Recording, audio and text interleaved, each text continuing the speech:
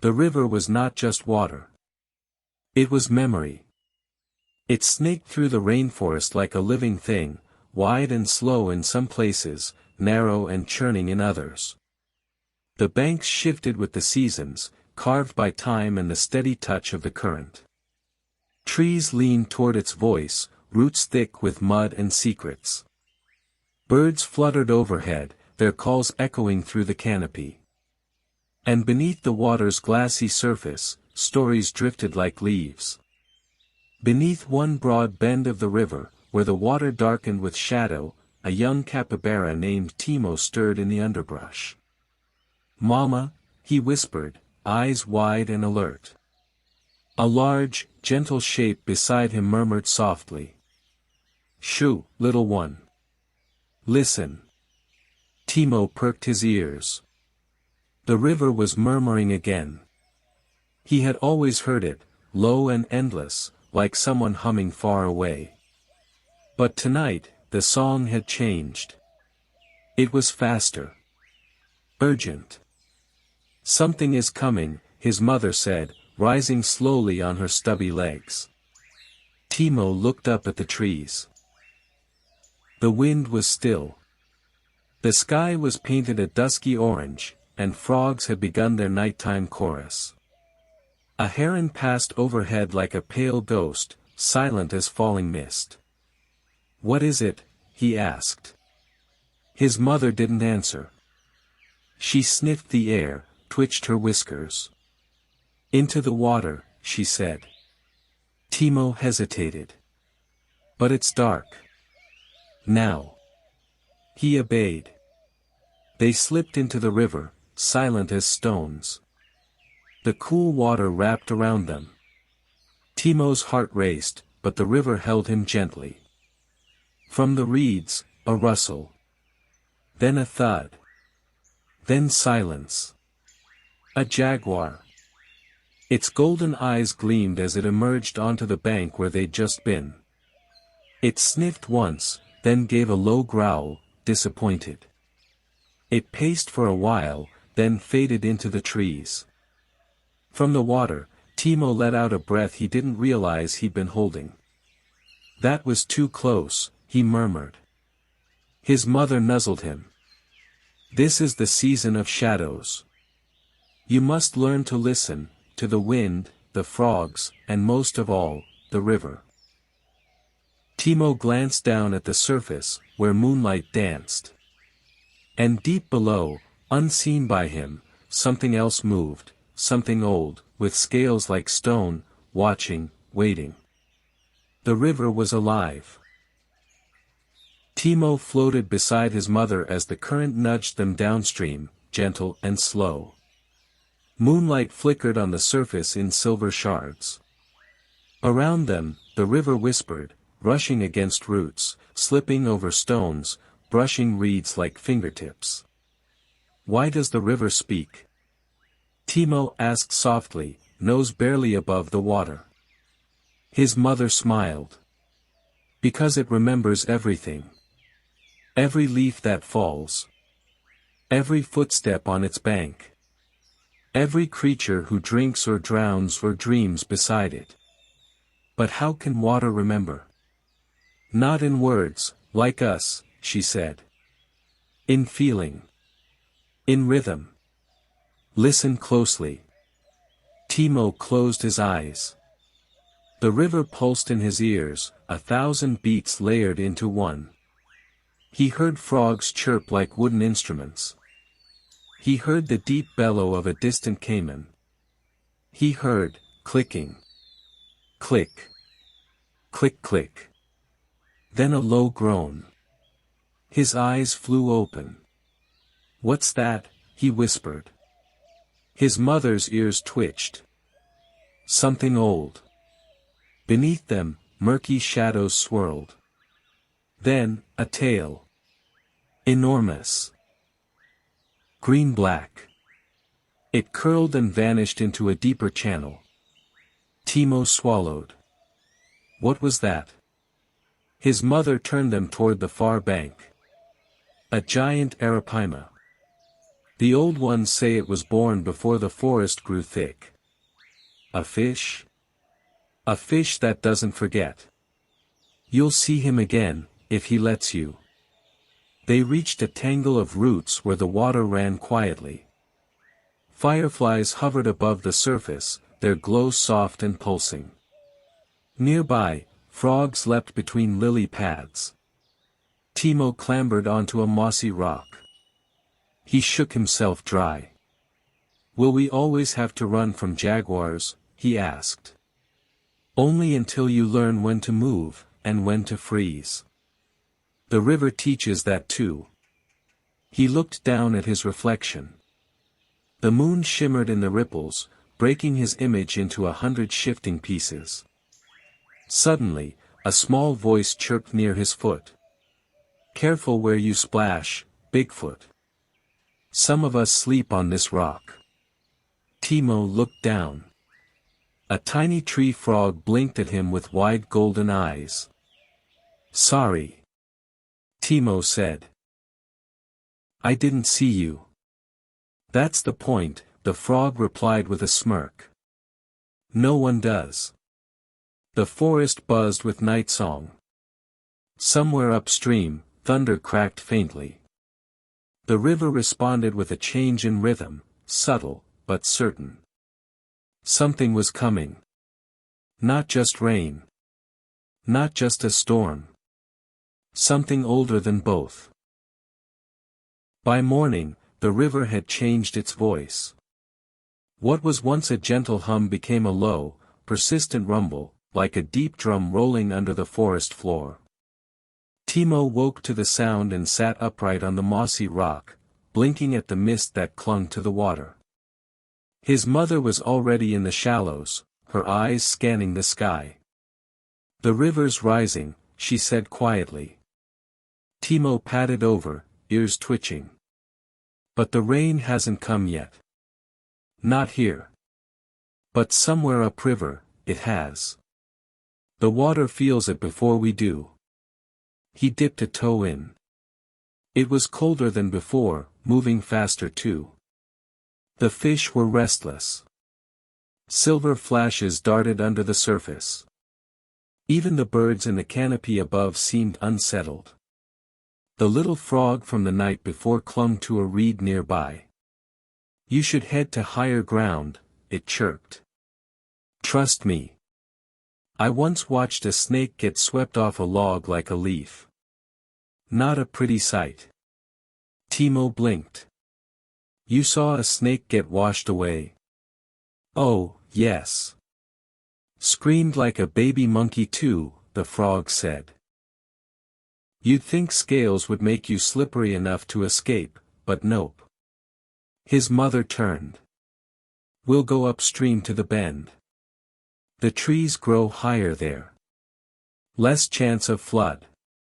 They moved quickly, Timo keeping close, paws squelching in the soft earth as they climbed through brush and ferns. Along the bank, turtles hauled themselves up from the muddy water, eyes blinking slowly. A family of howler monkeys called overhead, and the trees swayed, not with wind, but with warning.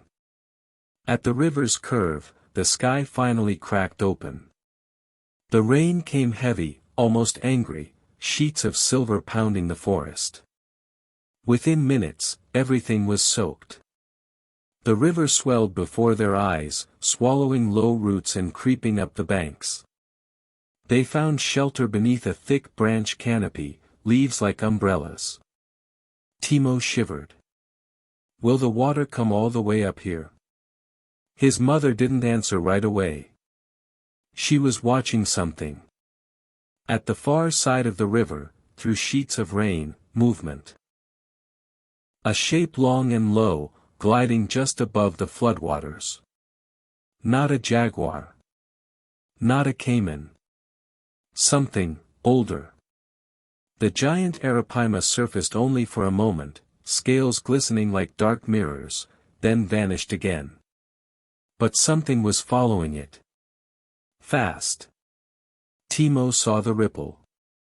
And the teeth. The rain blurred the world into motion. Trees bent beneath it, birds vanished into shelter, and the river rose inch by inch, pulling sticks, leaves, and fragments of forest along with it. Timo stared at the ripples where the Arapaima had surfaced, his breath caught in his throat. "There's something behind it," he whispered. His mother nodded. "A hunter. But what kind of fish chases a giant like that?" His mother didn't reply. Her eyes were locked on the dark water. And then it surfaced. For only a heartbeat, but long enough. It was massive. Sleek. Covered in mottled gray and green scales. Its head was shaped like a spear, and its teeth, rows and rows of small, needle-fine daggers, glinted even through the murk. A shadowfish. A payara. Even the air felt colder after it passed. "The fong fish," whispered the little frog, still clinging to his reed. "Didn't think they came this far south anymore. Guess I was wrong." The payara disappeared again beneath the surface, chasing the Arapaima through the depths like a phantom.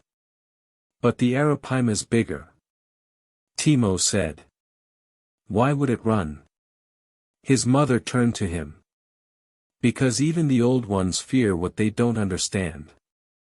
The current grew stronger. Timo could feel it tugging at his legs, even where he stood above the waterline. The river churned now, no longer a song, but a shout. Suddenly, there was a low cry from across the water. A young howler monkey had slipped while leaping between branches. It clung to a vine, feet dangling just above the swollen current. The vine sagged lower with each passing second. Timo tensed. "It's going to fall." His mother watched, muscles taut. The monkey slipped. A splash. A cry. Then, motion beneath the surface. Swift. Silent. The payara turned. Before the monkey could even reach the bank, the water beneath it exploded. Timo cried out, but there was no scream from the monkey. Only the sound of the river crashing closed again. The surface stilled. Timo's legs trembled. Why does the river let things die? His mother pulled him close. Because death feeds life. And the river feeds all. In the distance, thunder rolled again. But it was no longer clear what was storm, and what was the voice of the river itself. By midday, the river was a different beast. Where once it meandered peacefully beneath a sun-dappled canopy, it now surged like a snake in pain, writhing and lashing, devouring all that drew near. Branches, logs, even parts of the muddy bank were peeled away by the force of the flood. Timo and his mother clung to a narrow ridge above the waterline. The earth was slick, and their shelter beneath the canopy no longer felt safe. The frog had vanished. Birds were quiet. Even the insects seemed to hold their breath. Timo peered across the water. Will it stop? His mother nodded slowly. The river always returns to silence. But not before it speaks its truth.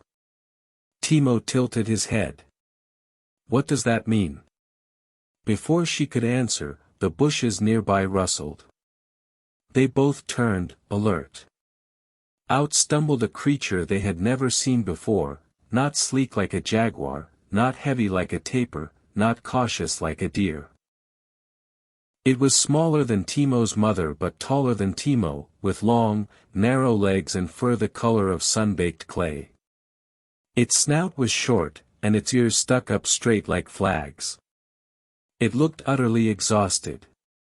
Is that a dog? Timo whispered. No, his mother said warily. It's a maned wolf. But far from its lands. The creature collapsed at the edge of the brush, panting. Its eyes were distant but intelligent. And scared. Timo stepped forward, curious, but his mother blocked him. Careful. Strangers are not always safe. The wolf raised its head slowly. I mean no harm, it rasped. I was driven from the highlands. Fires. Then floods. You've crossed a long way, Timo's mother said. These are river lands. We listen to different laws. I've had no land to listen to for many moons, the wolf said. I smell death in every valley. Timo approached cautiously. What's your name? The wolf blinked. Kale. Timo offered a paw. I'm Timo. This is my mother. Kale looked at the small capybara and, to their surprise, smiled. Your kind doesn't often greet predators. Maybe you're not one right now, Timo said. Kale laughed, a hoarse, cracked sound. Right now, I'm just a wanderer trying to outpace the flood. The river roared louder. And beneath it all, the Arapaima watched. Still. Silent. Deep. The floodwater had climbed higher overnight, and by morning, the bank where they'd taken refuge was nearly gone. Timo stood at the edge of the ridge, watching as the trees below bowed under the rising current. Somewhere, a family of howler monkeys called out a warning cry, short, clipped, and urgent. Kale the maned wolf stood nearby, silent, staring into the water as if trying to read it. We have to move, Timo's mother said. This ridge won't last another night. Upstream? Timo asked. No, she replied. We must cross. The east bank rises faster. There are old fig trees there, tall enough to ride out the water. Timo looked at the river, wild and swollen. That's too far. Too fast. It's the only choice, she said. Kale sniffed the air. I can swim, but I'm no otter. If the current takes me, I'll be gone. We stay together, Timo said quickly. We'll help each other. The wind shifted. In the distance, birds erupted from the canopy, a startled flock wheeling through the sky. Kale's ears twitched. Something is coming. Not just the water. Not just the storm. The three of them stood at the river's edge. Timo's mother moved first, stepping into the swirling current. It surged against her chest immediately, but she was strong, steady. Kale followed next, his long legs splashing awkwardly. Timo hesitated, heart pounding. Then the voice of the river rose up in his ears, not a roar, but a hum. Like it was calling to him. He leapt in. The water swallowed him. At first, he flailed. The current dragged at him, spinning him sideways. He gasped, trying to find the surface, but his mother was there, her body firm beside his, guiding him. Don't fight it, she said. Flow with it. Like a reed. He let himself drift, angling toward the far side. Suddenly, movement in the water. The Pyara. Its shadow cut through the depths like a dagger. It turned once, sensing them. Kale growled through his teeth. It's coming. Then, boom. A massive shape slammed upward from the deep. The Arapaima. The ancient fish rose between them and the predator, its body like a living wall. The Pyara veered off at the last second, startled. Timo's eyes widened. He saved us. No, said his mother. He chose. Just as we did. The current spit them onto the far bank moments later, breathless and soaked, but alive. Timo looked back across the river. The Arapaima had vanished once again. But the Payara had not. It was circling now. Waiting. The far bank was higher, but not untouched. Trees here leaned with soaked roots, and the ground squelched beneath every step. Rain no longer fell, but the sky remained overcast, dimming the forest in perpetual twilight. Mist curled through the undergrowth like breath from a dreaming beast. Kale shook water from his fur and sniffed the air. This place smells older. Timo wrinkled his nose. Like mushrooms. And something else. Rot, said his mother. We're near the sunken grove. Kale lifted his head. You know this place? I heard stories when I was young, she replied, stepping cautiously. A stand of fig trees so ancient their roots drank more stories than water. Some say the river carved a channel beneath them long ago, hidden, dark, sacred. Timo's eyes widened. Sacred? Which means dangerous, Kale muttered. As they moved deeper, the forest grew stranger. Roots jutted from the ground like bony fingers. Giant leaves drooped over pools that reflected nothing but sky. The sound of the river grew faint, replaced by creaks, drips, and something like breathing. They passed a tree with bark scorched black. Lightning, perhaps, but fresh. Suddenly, Kale stopped. Something's watching us. Timo froze. The Payara? No, Kale sniffed again. This is different. A soft flap echoed above. Timo looked up, and gasped. Hundreds of bats clung to the underside of a low branch, sleeping in a thick, pulsing mass. They shifted slightly as the group passed, wings rustling like dry leaves. Let's move faster, his mother whispered. They reached the heart of the grove by dusk. There, the fig trees grew in a circle, towering like pillars in a forgotten temple.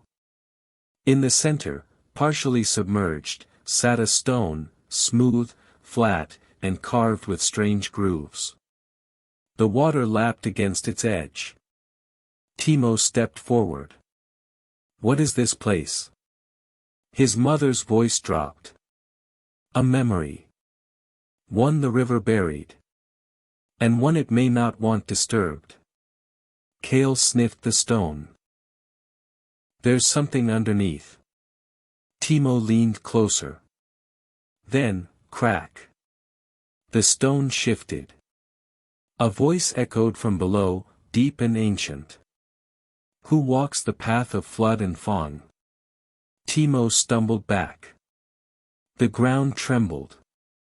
And slowly, the stone began to rise. The stone rose slowly, pushed upward by some invisible force from the deep earth. Water poured from its edges, revealing an opening beneath, round, black, and breathing mist. Timo stepped back beside his mother, heart thudding. Kale stared at the hole. That voice wasn't wind. No, Timo's mother said. It was old. A low sound came from within the opening, part growl, part chant. As if the forest itself was singing in a language none had heard in 1,000 years. Timo whispered, "Do we go down?" Kale raised a brow. "Are you mad?" But the river hummed around them, vibrating in their paws, pulling at their thoughts like the tide pulls at the moon. The frog's voice, unexpected and sharp, cut through the mist. "You woke something." They all turned. Perched on a branch overhead was the tiny tree frog, his golden eyes glowing faintly in the dim. "You followed us?" Timo asked. "I never left," the frog said. "You just stopped looking." The frog hopped down onto a root, his voice dropping low. "That's no cave. It's a root vault. A place where the forest stores its secrets, and sometimes its mistakes. Kale frowned. Why would the river hide a place like this? Because it had to, the frog said. Some things can't be washed away, no matter how strong the current. From below, light flickered. Faint. Blue. Without another word, Timo moved toward the opening. Timo, his mother warned. I have to see. Kale sighed. You're all braver than me. Still, he followed. The three descended into the root vault. Inside, thick vines coiled like snakes along damp walls. The roots of the great fig trees above pierced through the earth, glowing faintly with river light, bioluminescence pulsing like slow heartbeats. And at the chamber's center, a pool. Perfectly still. In its depths, shapes moved, shadows, long and fluid. Then a shimmer surfaced. And a face. Not animal. Not fish. Something else. It looked at Timo with eyes as deep as the river itself. You carry the current, it said. Timo's voice trembled. What, are you? The figure rose, tall and shining, like liquid stone. Moss clung to its limbs. Tiny fish swam in loops around its fingers. I am the memory, it said. Of flood. Of balance. Of betrayal. The pool stirred again.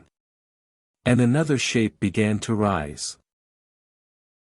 The second figure emerged more slowly, smaller and older, its form brittle like driftwood, cloaked in riverweed. Its eyes glowed amber, and its voice was dry as cracked earth. You have opened the vault too soon, it rasped. The balance was not yet ready. The first figure, sleek and fluid, turned to it. They were chosen by the current. And the current remembers. Kale stepped back, hackles raised. What are you? We are what the river leaves behind, said the glowing one. Guardians of memory. Spirits of the flow. Spirits. Timo repeated. Not gods, said the older figure. Not anymore. Just echoes. The chamber grew warmer. The pool at the center glowed faintly, casting ripples of light across the walls. The younger spirit spoke again. The river is old, child. Older than your kind, or mine. It remembers all that has passed through it, blood, rain, joy, betrayal. The older spirit nodded slowly. There was once harmony here. Predator and prey, tooth and root, all played their part. But something changed. The current split. The Pyara, Timo whispered. The older spirit's gaze darkened. A guardian turned devourer. Once a sentinel of flow, it fed too long on fear. It learned to hunt the memory, not just the meat. Kale growled low. It's not just hunting us, it's feeding on something else. Truth, said the older spirit. The river's truth. Timo's mother asked, why us? Why bring us here? The younger spirit stepped toward Timo. Because the current called you. You, small one, heard the river when others heard only noise. Timo blinked. But I'm not strong. I'm not fast. No, said the spirit. You are something rarer. You listen. Behind them, the vault shook. Dust fell from the roots above. The older spirit's eyes flared. It knows we are awake. The Pyara? Kale asked. No, said the younger. The river's wound. The broken current. A roar echoed through the chamber. Distant, muffled, but unmistakable. Water. Rising fast. The spirits turned back to the pool. You must carry the memory, said the older one. Out of this place. Or the river will forget itself. Timo looked at the spirits, then at his mother, then at Kale. He stepped forward.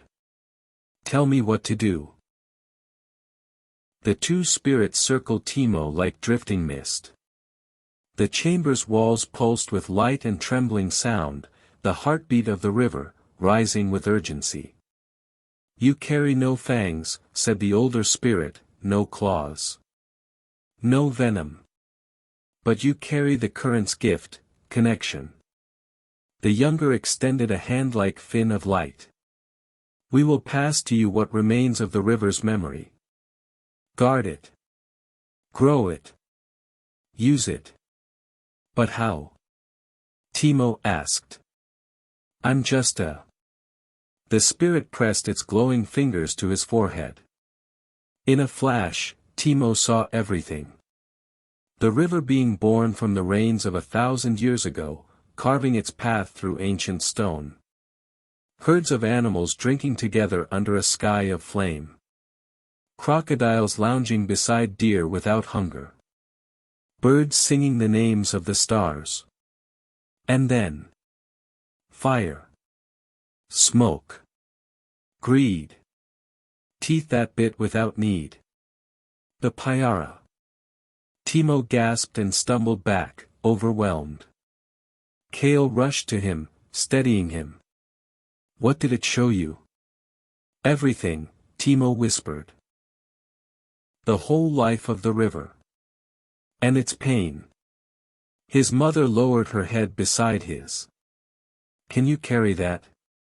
Timo nodded slowly. I have to. The older spirit raised its hands. From the pool, a thread of silver light rose, coiling like a serpent through the air. It looped around Timo's chest and vanished beneath his fur. A warmth spread through him, not power, but purpose. Like he was part of something vast and alive. The memory now flows in you, said the spirit. But memory alone cannot heal. You must act. How? Timo asked.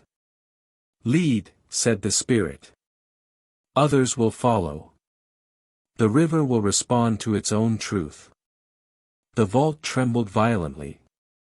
Roots above them snapped and cracked. The Pyara comes, the younger warned. It feels the shift. Kale bared his teeth. Then we need to leave. Now. The spirits began to fade, dissolving into motes of light. Remember us, they whispered in unison. Remember the current. The stone began to slide back into place as they scrambled out of the chamber, breathless. Water surged at their heels. Outside, the grove was bathed in blue mist. Trees bent toward Timo as he passed, their leaves trembling. Birds fluttered overhead in tight spirals. The river had begun to stir. Not in fear. But in awakening. The forest no longer whispered, it sang. A low, rolling song, deep as the earth and wide as the floodplain. Timo could feel it in his ribs, in his breath, in the soles of his feet. Every tree root, every droplet of mist pulsed in rhythm with the new current that moved through him. Kale stared around, his fur bristling. The whole forest feels alive. It always was, said Timo's mother. But now it's awake.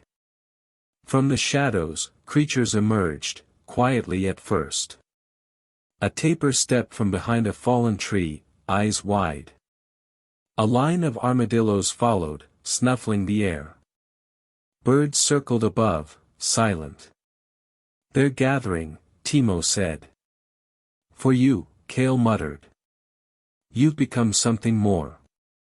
Timo didn't respond. His gaze was fixed on the water. It was rising, but not chaotically now.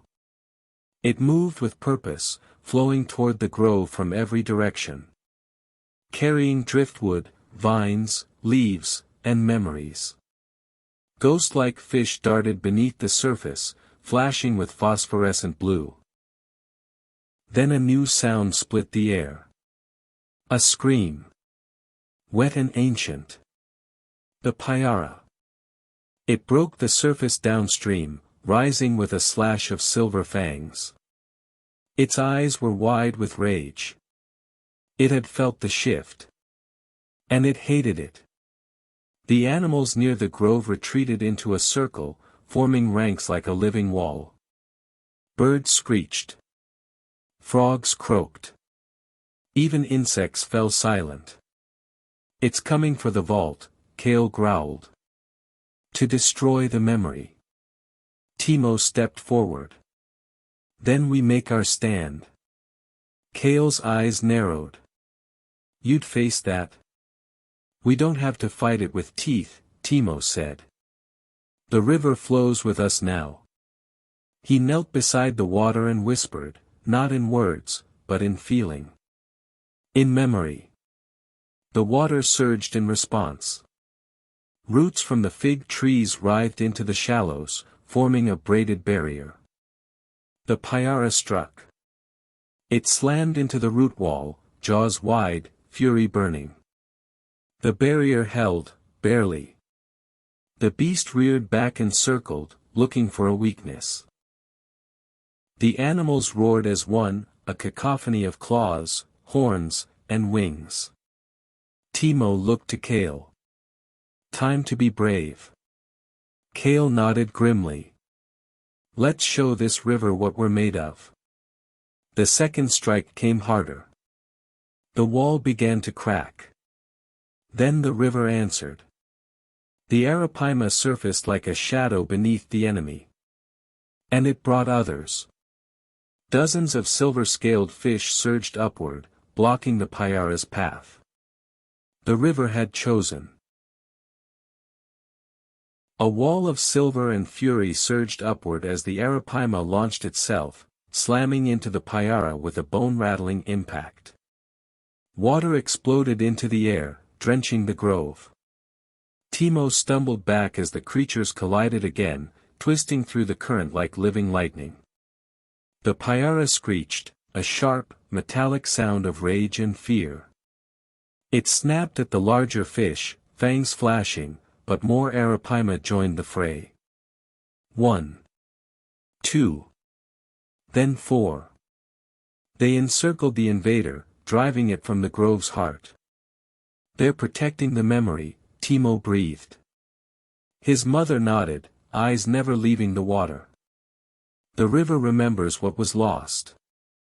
And it's choosing to keep it." Kale growled low. "That monster won't go down easy." He was right. With a violent twist, the Pyara dove deep, then shot upward like a spear. It burst through the ring of defenders, teeth bared, and surged toward the vault. The water bent behind it, pushed by its fury. Timo reached out with the memory inside him. He knelt, palms on the ground, and whispered into the roots, into the mud, into the flow itself. "Help me hold the line." The ground responded. Vines burst from the riverbank, writhing like serpents. Stones shifted, rising from the depths. Fallen branches snapped together, weaving into a barrier between the vault and the oncoming predator. The Pyara struck at full force. Crack! A branch snapped. Kale leapt in front of Timo, claws bared. "If it gets past, I go down fighting." "No," Timo said. "We go down together." Suddenly, a croak echoed through the grove. The little frog had returned, perched on a high root. "Now," he cried. "Sing the river back to itself." Timo closed his eyes. And he began to hum, not a song of battle, but a song of memory. The lullaby his mother had sung when the storm first came. The sound of water over stones, of wind in trees, of birth and death and birth again. The river answered. Light poured from the vault. A final pulse of blue rippled out across the water. The Pyara shrieked, struck again by something invisible, but vast. Its form flickered, blurred, as though it were being erased. Timo opened his eyes. The current was rewriting the river. The Pyara twisted midair, roaring as the river's pulse passed through it. Not over it, through it, like wind through leaves. Its body flickered again, and this time, parts of it seemed to drip away like ink in water. Kale stared, jaw open. What's happening to it? Timo stood slowly. The river is remembering what it was before the Pyara turned. It's peeling away the lie. The predator thrashed, lashing out with its tail. It knocked one of the Arapaima aside, but the others pressed in, tightening the ring. From the trees, monkeys screeched. Birds spiraled overhead. Even the insects hummed, forming a single, swelling note of defiance. The forest was singing the truth. The Pyara surged once more, barreling through the current toward the vault, but it was slower now, its movements uncertain. Pieces of its body trailed behind it, melting into the water like mist. It's forgetting itself, Timo's mother whispered. Timo stepped forward, toward the water's edge, feeling the pulse of the current deep in his chest. It's not a beast anymore, he said quietly. It's a wound. A scar that never closed. Kale growled. Scars don't just vanish. No, Timo agreed. But they can be healed. He reached down and touched the surface of the river. Light spread from his fingertips, gentle but firm, like the warmth of morning sun. The Pyara screamed again. Not in anger this time, but in grief. Its voice changed. Became smaller. Sadder. A flicker of something passed through the water. An old shape, a guardian fish, sleek and proud, before its soul twisted. A shadow of what it had once been. And then, with a final ripple, the Pyara dissolved. Gone. The water stilled. For a long moment, there was only silence. The grove seemed to hold its breath. Then, as if on cue, a breeze rolled through the trees. The forest exhaled. Timo collapsed to his knees. Kale rushed to him, steadying him. You did it. No, Timo murmured. We did. From the vault, a soft glow rose, like a firefly drifting upward. It passed over Timo, then into the trees, into the river, into the sky. The memory had survived. And now it lived. Dawn broke over the grove, golden light filtering through the mist. The trees no longer drooped with tension, instead, they stood tall, branches spread like open arms. The river, once swollen with violence, now flowed with a steady, calming rhythm. It hummed softly, like it was catching its breath. Timo sat beside the vault, his paws muddy, his fur damp, but his eyes bright. The glow that had once surrounded him faded, but the feeling remained. He was no longer just a voice in the current, he was part of it. Kale emerged from the brush with a bundle of wet leaves and berries. Eat. You look like you wrestled the moon. Timo laughed, weakly. It kind of felt like that. His mother approached next, eyes soft with pride. The forest is speaking again. In harmony. No more screams. Timo looked out across the water. The Pyara's gone, but it wasn't just a monster. It was a warning. Kale nodded slowly. A warning of what happens when balance is broken. Animals began to return in small herds, deer stepping delicately between vines, flocks of ibis pecking at the mud, capybaras bathing in shallow pools. None looked afraid. The fear had passed, like a storm after thunder. Even the little frog from the earlier days sat nearby, chirping softly. "You kept your promise," it said to Timo. "You listened." "I had help," Timo replied. The grove felt like a sacred space now. Not forbidden, but honored. And from that honor, new paths were forming. Kale stood with a huff. "So what now?" "We go back. Pretend nothing happened." "No," said Timo. "We go forward. And we remember." His mother placed a paw on his shoulder. "We share the story. So others learn before forgetting poisons their rivers too." The water swirled gently, catching sunlight like polished glass. Timo felt a strange calm settle in his chest. Something inside him had changed. He wasn't the frightened pup from the cave anymore. He wasn't just a survivor. He was a keeper now. And the river, once wounded, was healing. The days passed slowly in the grove, like the gentle swirl of eddies in the shallows. Word of what had happened spread, not in the way animals use words, but in vibrations, scents, glances, and shifts of the earth itself. Birds flew with songs they hadn't sung in years. Trees stood a little straighter. Even the sky seemed clearer. Timo no longer felt small. He stood at the edge of the river every morning, listening, not for danger, but for the quiet conversations beneath the surface. The water spoke in colors now. In memory. And in peace. One morning, Kale padded up beside him, scratching at his shoulder. "You planning to stay here forever, river spirit?" Timo smiled. "Not forever. Just long enough." "Long enough for what?" "To teach the river how to remember again." Kale snorted. Spoken like someone who forgot how to nap. "Come on," Timo laughed.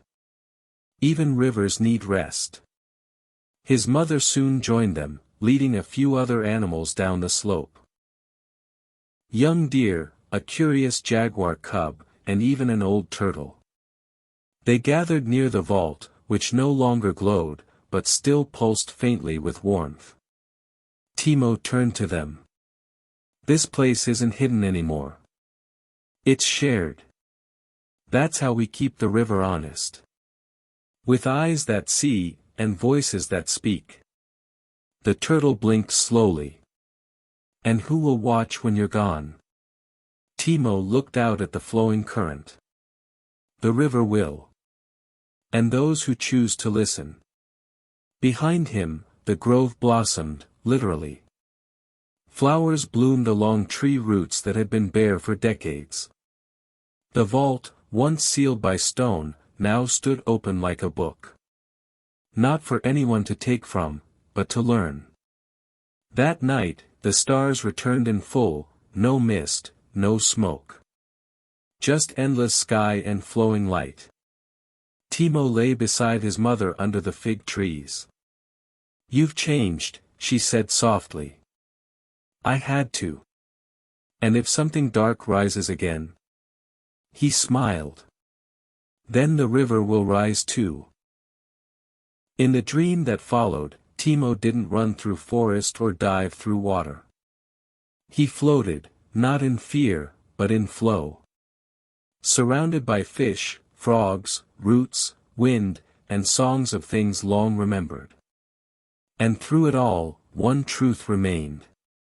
The river never forgets. It simply waits for someone to listen. The end.